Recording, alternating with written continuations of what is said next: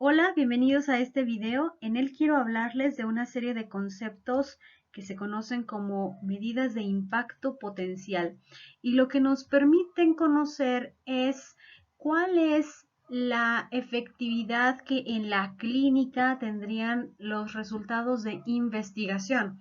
Y esto es diferente de las medidas que hemos aprendido antes, que se les conoce como medidas de asociación, entre ellas los OR y los RR. Así que vamos a comenzar.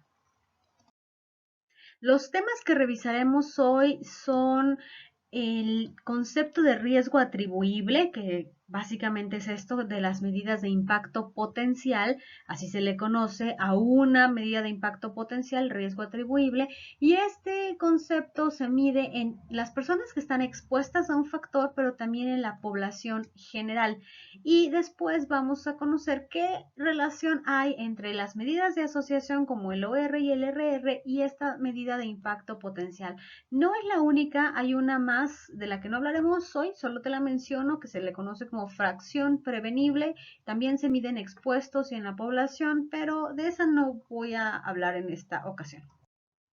Bueno, entonces, ¿qué cosa es un odds ratio o un riesgo relativo? De eso ya hemos hablado antes, pero quiero dejar una idea clara. Estas medidas lo que nos permiten es dar una dimensión de la fuerza con que dos eventos, una exposición y un desenlace, están relacionados. Y la utilidad que tienen estas medidas es cuando deseamos generar inferencias causales. Así que la pregunta a la que responden estas mediciones es ¿con qué fuerza o cuál es la fuerza con la que dos eventos están relacionados o qué tanto peso parece tener una exposición sobre un desenlace? Y ahora que empecemos a ver las otras medidas, seguro te vas a notar que sí hay diferencias importantes entre ellas. Bueno, dejemos eso claro y vamos a lo que sigue. Antes de avanzar más, quiero recordarte algo. Este tipo de mediciones son posibles únicamente en los estudios de tipo analítico, es decir, esos en los que se compara a un grupo de personas en un ensayo clínico o en una cohorte o en un estudio de casos y controles y que se tiene el contraste de quienes estuvieron expuestos contra quienes no lo estuvieron o quienes tienen un factor contra quienes no lo tienen y observamos el desenlace. No pueden surgir de otro tipo de estudios. Y el riesgo atribuible lo que nos indicaría en este caso es cuánta proporción de la incidencia de un evento es causada o es debido a la presencia de la exposición. ¿Se entiende? Es decir, debido a que está la exposición, cuánta incidencia de la enfermedad es originada por ella. Así que el concepto de riesgo atribuible responde a la pregunta de qué probabilidad hay de desarrollar una enfermedad dado que se tiene cierta exposición. Y detrás de esa pregunta, lo que uno también es capaz de responder es, bueno, entonces, ¿cuánto podría yo prevenir de la ocurrencia de la enfermedad si eliminara la exposición a cierto factor? Y si lo pensamos, esta es una pregunta que realmente tiene sentido y valor clínico, porque ese es el tipo de información que tus pacientes y tú esperan tener. ¿De qué sirve llevar a cabo cierta acción, dejar una conducta o bien adoptar otra si esto no tiene un peso relevante sobre la ocurrencia de un desenlace positivo o la prevención de un desenlace negativo? También en la salud pública, este tipo de respuesta que brinda el riesgo atribuible es importante porque si bien un factor podría no estar siendo de alta prevalencia en cuanto a exposición, es decir, pocas personas se exponen a ese factor, sin embargo, podría ser que entre aquellas que se exponen la probabilidad de desarrollar la enfermedad es muy alta, pero espero no estarlos enredando, pero debido a que la exposición no es muy alta al final de cuentas en la población, pues tomar medidas de salud pública para controlar esa medida no tenga tanto sentido. Es decir, sí tiene sentido porque favorece a quienes están expuestos, a ellos sí les ayuda, pero como la exposición es muy bajita, entonces como medida de sanidad pública podría no ser tan útil.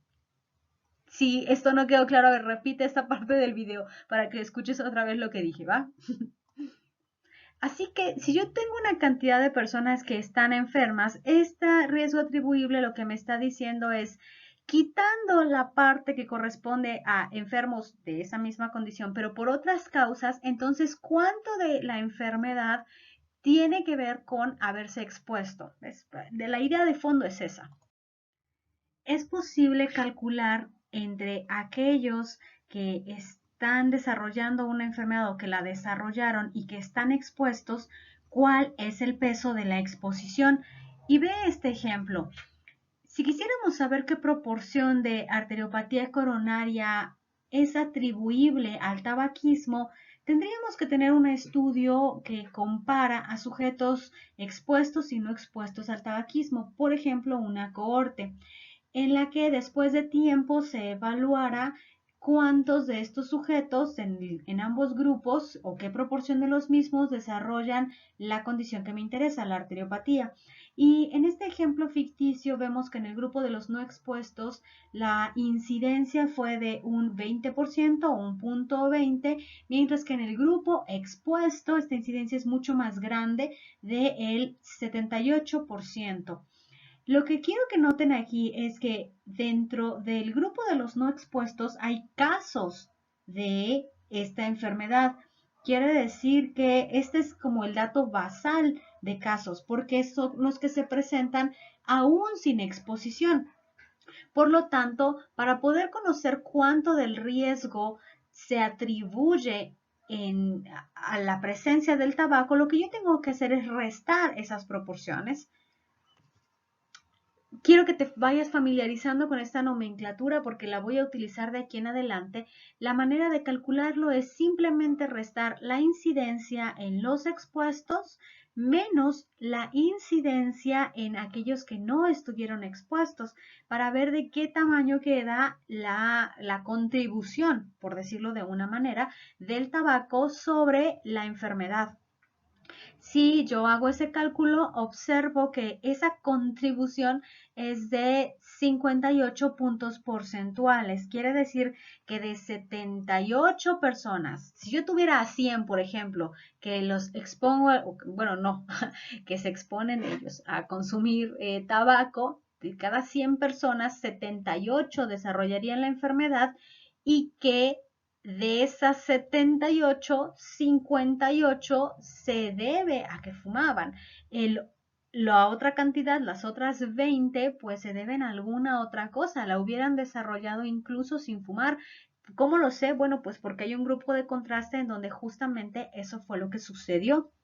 Si calculáramos la razón de riesgos, veríamos que es de casi 4. ¿Y qué es lo que está queriendo decir esa razón de riesgos? Pues que la probabilidad de ser caso de arteropatía coronaria es casi 4 veces mayor cuando fumas que cuando no lo haces. Así que esta medida de razón de riesgo nos mide la fuerza de la asociación, pero la otra nos permite saber la proporción de la incidencia que es atribuible a la exposición. Sin embargo, hay otra forma de calcular el riesgo atribuible en expuestos que lo que nos permite conocer es ese 58, cuánto representa de el 78% de enfermos. Para entenderlo mejor voy a poner un ejemplo. Imagínate que tú tienes un amigo o una amiga que no tiene un trabajo, solo tiene actividades académicas y que su familia le da como, pues como mesada o como semana 200 pesos. En cambio, tú tienes un trabajo y entonces tú obtienes de ganancia total entre lo que te dan y lo que tú percibes un ingreso de 1,200 pesos, pero también a ti tu familia te dan 200 pesos como a tu amigo, ¿ves? Así que si quisiéramos saber cuál es la contribución que hace tu trabajo a tu ingreso total, lo que tendríamos simplemente que hacer en términos porcentuales es restar del ingreso total que tú recibes lo correspondiente a tu mesada o lo que te dan tus padres y eso dividirlo entre tu ingreso total. Es hacer finalmente una regla de tres. Si 1,200 es a 100%, porque eso es lo que recibes, pues ¿cuánto es 1,000 a esa cantidad? ¿Ves? Básicamente es lo mismo, es una regla de tres. Así que haciendo este ejercicio, lo que obtenemos es que el 83% de tus ingresos, o sea, en términos absolutos, tus ingresos personales por tu trabajo, eliminando lo de que te dan tus padres, es de 1,000 pesos. Eso es en términos absolutos, como lo que acabamos de calcular en la diapositiva pasada. Pero en términos relativos, esos 1,000 pesos, ¿cuánto representan de el ingreso total que tú obtienes? Pues son el 83%, lo que significa que el 83% de tus ingresos proviene de ese empleo. Si tú por algo perdieras ese trabajo, tus ingresos se verían reducidos en un 83%. Por eso esa es la relevancia que tiene el trabajo que realizas para ti en este ejemplo. Bueno, lo mismo pasa cuando queremos llevar este concepto al riesgo atribuible en expuestos de manera proporcional. Lo que queremos saber es esa cantidad que está en la que está contribuyendo la exposición en términos porcentuales, ¿cuánto representa? Regresando al ejemplo de la arteriopatía, yo lo que quiero saber es esos 58 puntos porcentuales, cuánto me representan de la barra azul completa. Así que hago el mismo cálculo que acabamos de hacer en la diapositiva anterior y lo que yo veo es que esa proporción de 58,58 representa de la barra azul, imagínatelo, representa el 74,3%. Dicho de otro modo, la proporción de riesgo de arteropatía en las personas que fuman se cuantifica en un 74,3% debido a la exposición. Es decir, el restante que completa el 100% se debe a alguna otra cosa. Hasta ahora espero irte convenciendo de por qué no solo los OR y las RR valen la pena ser conocidas y comprendidas. Y es que en la práctica clínica se sabe que hay ciertas acciones, ciertas conductas o ciertas exposiciones que representan un riesgo para que se desarrolle una enfermedad o que se presente una condición. Y cuando se les recomienda a los pacientes que reduzcan cierta conducta o que lleven a cabo cierta práctica, lo que se tiene detrás de esa idea es el riesgo atribuible en esos sujetos que están expuestos. Porque para el caso o el ejemplo del que hemos estado hablando, si quisiéramos saber qué proporción de casos de arteriopatía se podrían prevenir entre quienes fuman si es que dejaran de hacerlo, y si esta proporción es considerable, entonces la recomendación de dejar de fumar vale la pena. ¿Ves? Es decir, si la contribución de la exposición a la ocurrencia de la enfermedad es considerable, pues vale la pena que la gente sea guiada o tenga alternativas para dejar de llevar a cabo cierta práctica. Si la contribución es mínima, es decir, si dejar de hacer algo no le va a servir de nada para prevenir una enfermedad, pues no habría que recomendárselo, ¿ves? No tiene sentido. Por eso es que esta medición vale la pena y la verdad es que muchos estudios no la consideran. Y como pudiste ver, ni siquiera es una medida que sea compleja de ser calculada. La cosa también es que la incidencia de una enfermedad rara vez se debe solamente a un factor. Si así fuera, entonces el riesgo atribuible en los expuestos sería del 100%, ¿ves? Porque quien se expone es 100% seguro que desarrollaría la enfermedad, pero pues muchas enfermedades en realidad no siguen este patrón. Entonces, cuando se le recomienda a un paciente que deje de llevar a cabo una conducta, que no se exponga a cierto contaminante, que utilice bloqueador solar, que utilice el cinturón de seguridad, que utilice condón en sus relaciones sexuales. Este tipo de prácticas que se invitan a hacer tienen de fondo la idea de que hay un riesgo atribuible a las exposiciones y que estas deben ser evitadas. Solo que el problema aquí es que a veces no se entiende de qué tamaño es la contribución y eso es algo que sí necesita ser conocido.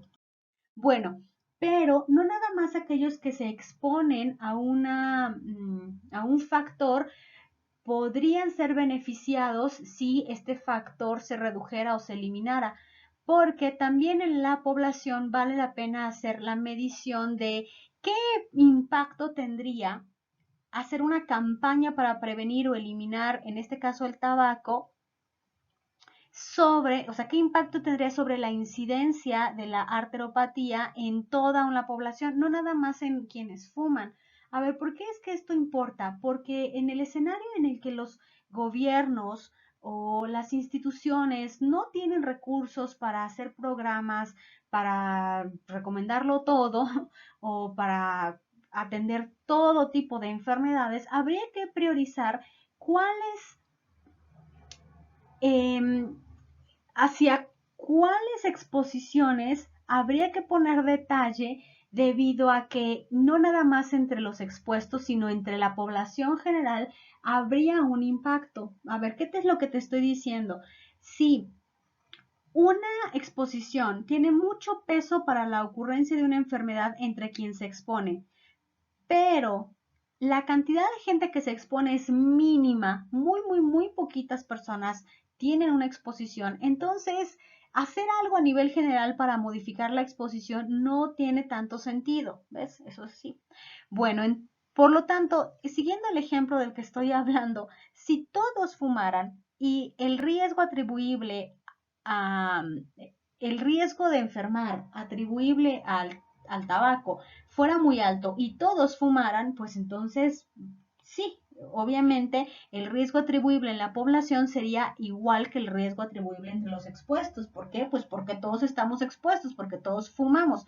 Pero en el escenario totalmente opuesto en el que nadie fuma, no importa que en alguna otra sociedad o en otra población el riesgo atribuible de enfermar cuando se fuma sea muy alto, porque si aquí nadie fuma, entonces no importa, ¿ves? Ok.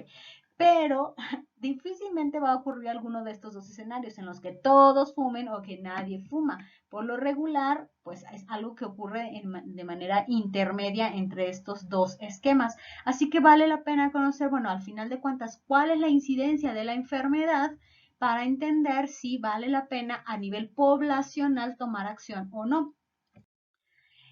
Por lo tanto, para el cálculo del riesgo atribuible, pero en la población, es necesario conocer la incidencia de la enfermedad en esta población, no nada más entre los expuestos. Hay que conocer cuál es la incidencia en la suma de expuestos y no expuestos. Y por eso es que es tan importante que los países cuenten con información de calidad a través de encuestas nacionales o diferentes estudios transversales que den oportunidad de generar estos datos.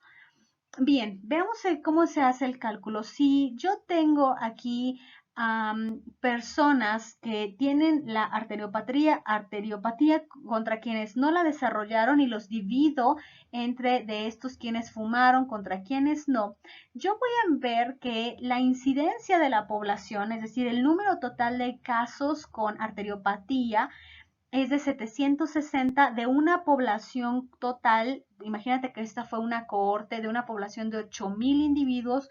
Yo veo que la incidencia en la población es 760 de los 8,000 y a eso le tengo que restar la incidencia en el grupo no expuesto. ¿Por qué se la tengo que restar? Pues por lo que ya se dijo antes, porque esa es gente que se enfermó aún sin estar expuesto y yo quiero saber el riesgo atribuible de fumar para desarrollar la enfermedad, por eso se lo resto.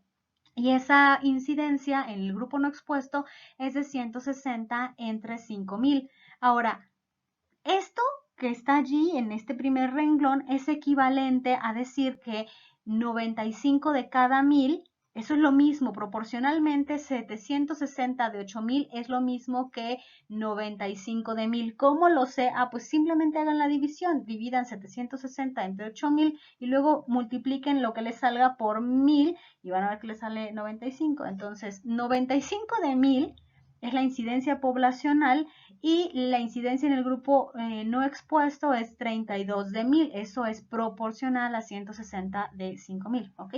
Si te estás haciendo bolas, vuelve a ver esta parte. Bueno, entonces cuando yo hago esta resta, lo que veo es que 63 de cada 1000 habitantes de esta población desarrollan la enfermedad y lo hacen debido a la exposición al tabaco. Pero a veces a mí me sirve hacer dibujitos para que estas cosas me queden claras, así que, a ver.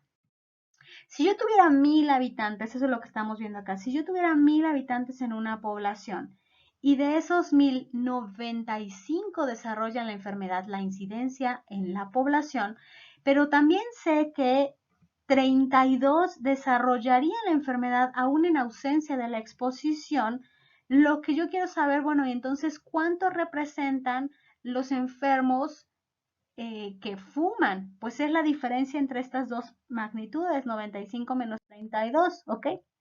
Bueno, así que, así como hicimos en el caso del riesgo atribuible en los expuestos, que lo calculamos de manera proporcional, aquí también podemos hacer eso. La forma es básicamente la misma, porque lo que yo quiero saber en el ejemplo que estamos viendo es esos 62 o 63, creo que eran, esos 63 proporcionalmente cuánto representan de los 95 que tienen la enfermedad en la población. Así que nuevamente hago una regla de 3, como aquí la están viendo, y entonces veo que esos individuos representan el 66.3%, o sea que a nivel poblacional el tabaco es responsable del 66.3% de la incidencia de arteriopatía. No significa que el 66.3% de la población tiene arteriopatía, no, no, no. Quiere decir que entre quienes la tienen, el 66.3% la tuvieron debido al tabaquismo.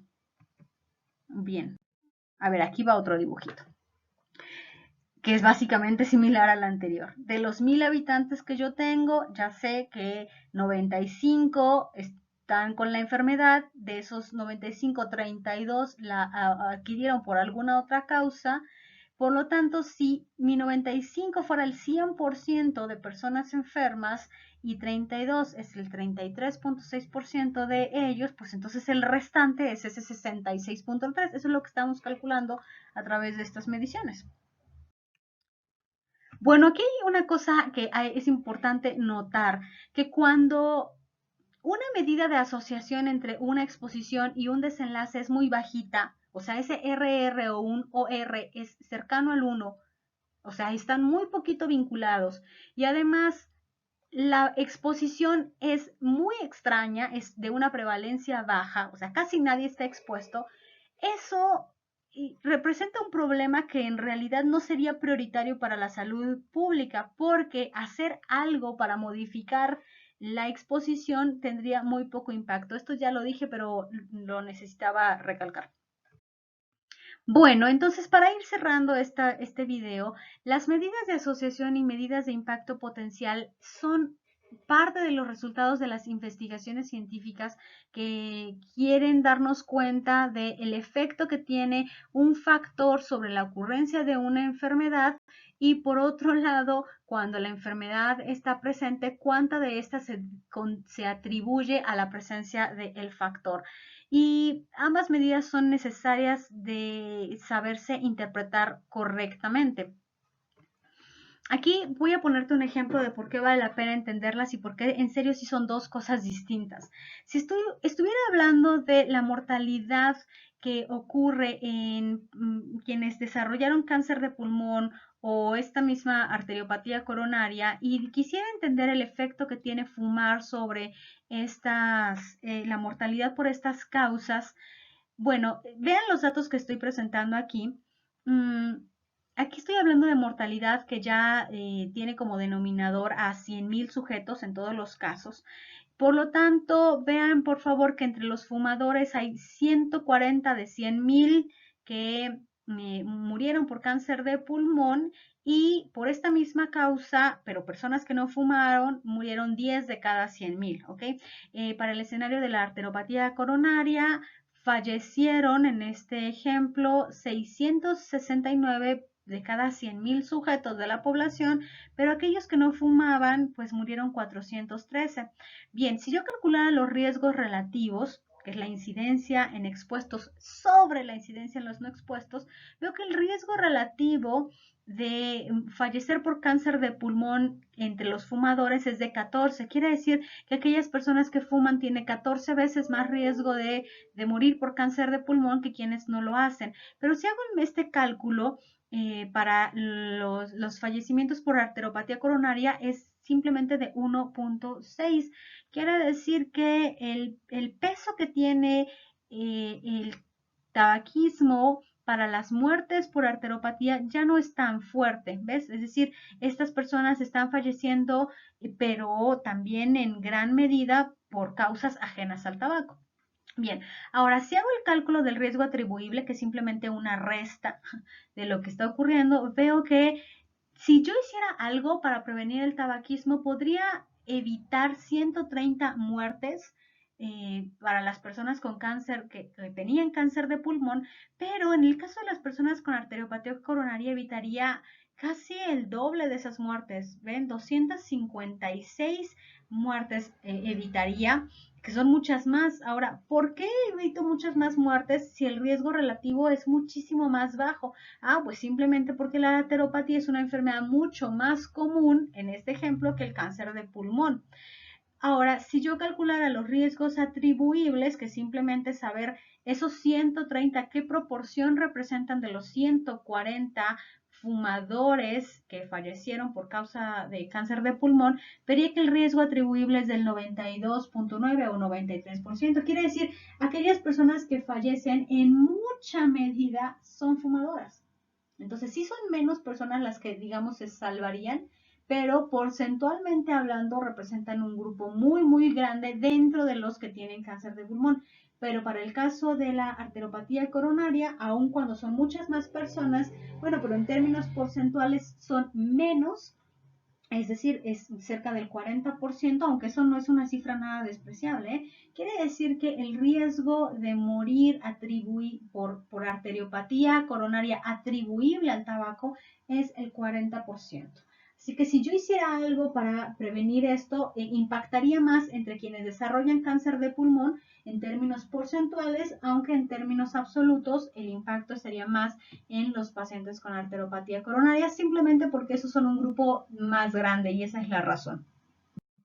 Bueno, las conclusiones hasta aquí es que el riesgo atribuible es una medida que tiene mayor sentido para la aplicación tanto clínica como de salud pública y que cuando la mido en expuestos me permite, les permite a ustedes como profesionales de la salud, pero también a sus pacientes, comprender la magnitud que tiene la prevención de un desenlace para evitar o reducir la exposición a un factor y que cuando mido este riesgo atribuible, pero en la población, los decisores, los tomadores de decisiones y quienes se encargan de programas de salud, tanto ellos como el público en general, nosotros, pues las personas, podemos comprender qué impacto tiene la prevención o la eliminación de un factor para la reducción en la incidencia de una enfermedad en la población.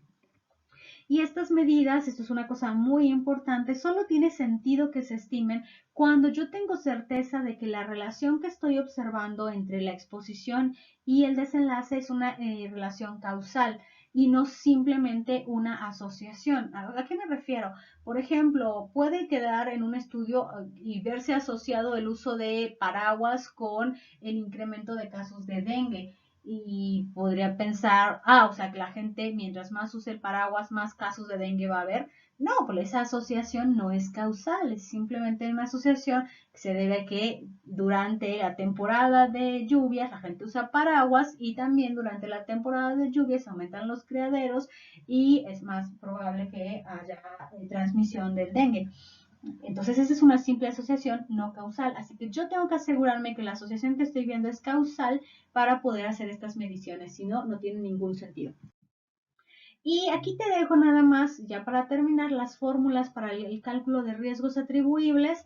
En la primera fila está cómo calcular los riesgos en expuestos, tanto de forma absoluta como de manera proporcional. Y en la fila de abajo, cómo hacer lo mismo para los riesgos atribuibles en la población. Quiero nada más darte una idea aquí que para el cálculo de riesgo atribuible en expuestos de manera proporcional, tú puedes tener, bueno, ¿qué quiero decir con esto? En las publicaciones, los artículos no te van a presentar esa tablita de 2x2 con todos los datos. Si lo hicieran, tú podrías utilizar lo que dice ahí como fórmula número 2 para hacer el cálculo, pero como eso rara vez va a ocurrir, lo que es más común es que la publicación simplemente te reporte el RR o el OR, pues puedes utilizar la fórmula número 1 para hacer ese cálculo cuando solamente tienes las medidas de asociación, ¿ves? Entonces, eso es para que veas ese cuadro. Fórmula 1 es cuando solo tienes las medidas de asociación como RR o LOR, y la fórmula 2, que te va a dar el mismo resultado, la utilizas cuando a lo mejor tú tienes los datos de toda tu población y tú puedes calcularlo de esa manera. Bueno, pues con esto terminamos. Espero que este video te haya gustado. Por favor, vuélvelo a ver en las partes que te parecieron pues un poco más complicadas o que parece que yo me revolví un poco. Espero no hacerlo, no haberlo hecho, pero pues listo, terminamos.